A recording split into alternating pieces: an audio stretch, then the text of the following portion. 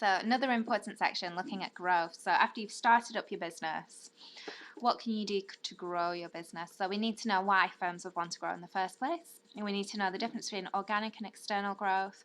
And we need to look at vertical and horizontal integration and why you might think about using those types of things. So firstly, why grow a business?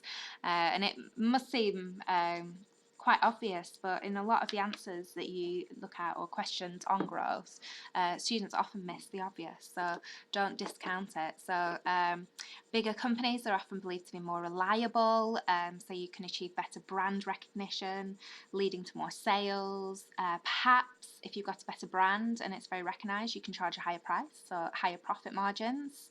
A bigger business should mean that you have greater negotiating power over suppliers, so you might be able to get purchasing economies of scale, and you might be able to get lower prices, discounts.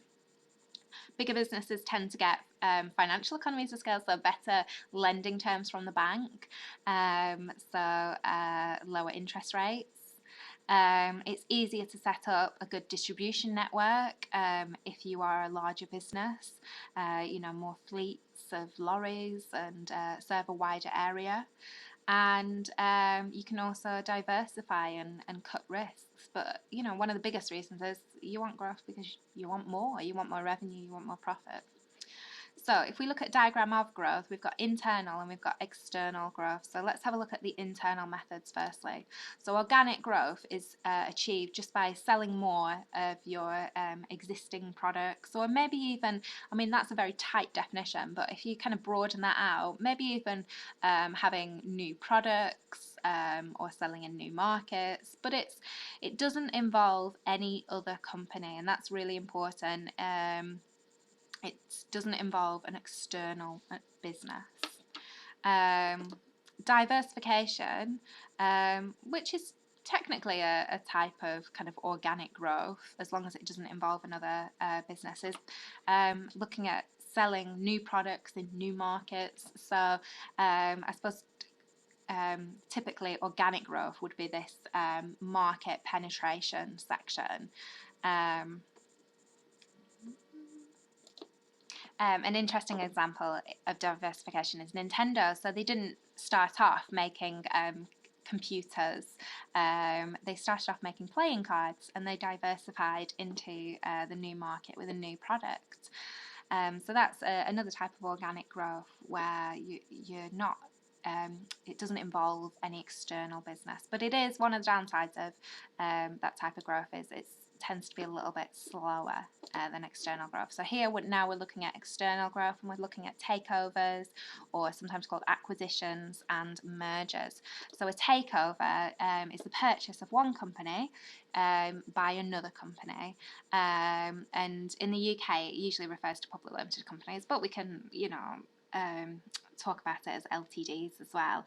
So I think Vodafone was taken over by Mannesmann, and Cadbury's was taken over fairly hostilely by Kraft. But you don't need to know the kind of difference between hostile and friendly takeovers at this point. You can do some extra reading on it, but it's very much kind of an A2 topic. Whereas a merger is where two firms decide to go forward as a single firm, and they reissue the stock or the shares. So we had Glaxo Wellcome and SmithKline Beecham merged to become GlaxoSmithKline, and the new company was created. So why would you decide to merge or take over? Well, I've got some pre-written notes here. It's actually a quick way of growing, so it's much quicker than internal growth. And you can also, you're buying into a ready-made business as well. And if one's very successful, or if one's not been doing well, but you feel like you can add value and turn the situation around, then it's quite a good business opportunity. There might be very skilled people within the business that you're taking over and merging with, so there's better chance of cooperation and collaboration, and you can maybe form better products and services. Or it might just be maybe a little bit more strategical than that. You might be trying to buy out the competition, but that might be blocked by the government if it's seen as anti-competitive, so you might not get away with that. However, they're not all plain sailing. It's very, very difficult to get an accurate value of a business, and it tends to be very expensive.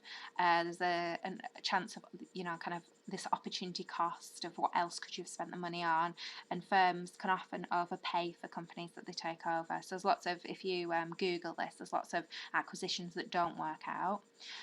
You will often find as well that you duplicate some of your resources. So you are probably, after takeovers, people are very worried about their jobs because you're probably going to have to make redundancies. So you probably only need one accountancy office. So that might have some impact on your employees' lives. And you can also get diseconomies of scale if you get too big. So the coordination, communication, motivation problems of getting too big and seeing your average costs increase. Okay, so integration now. So horizontal integration is a type of takeover or merger where you take over or merge with a firm that's in the same industry at the same stage as production as you. So if you're a car manufacturer, say like Ford, you merge with another car manufacturer, like Volvo, for example. So same stage of production as the merged firm. Whereas vertical can either be forwards or backwards, but you're merging or taking over a firm which is maybe your supplier or your customer, your buyer. So if it's backwards, it's you're taking over your supplier, and if it's you're taking over your customer or your buyer, it's forwards, vertical integration. So it's easier to show this on a diagram.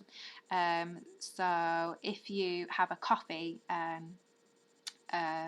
coffee roasting factory, and they merge with another coffee roasting factory, or they take over another coffee roasting factory, that would be horizontal integration because they're all at the same stage of production.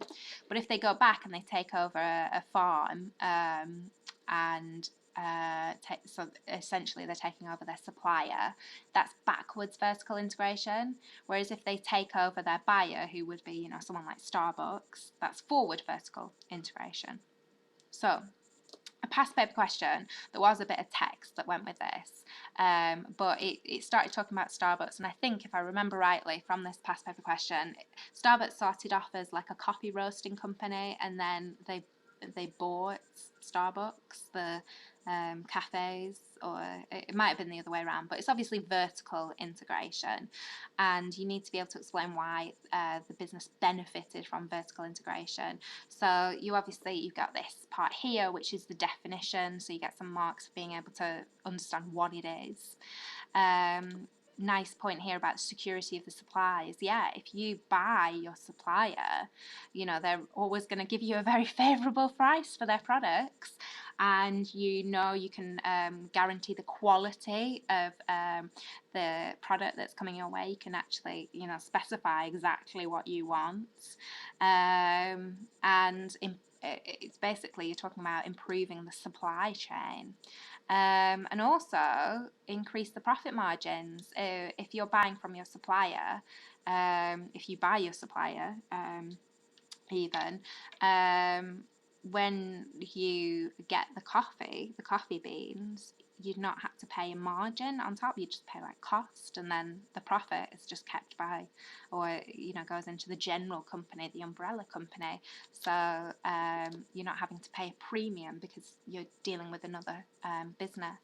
But this is quite an interesting point. Maximum 4 without application. So you could have put general points about vertical integration, but you really have to apply it to Starbucks. So make sure you read that case study and you apply it to the question that you're looking at.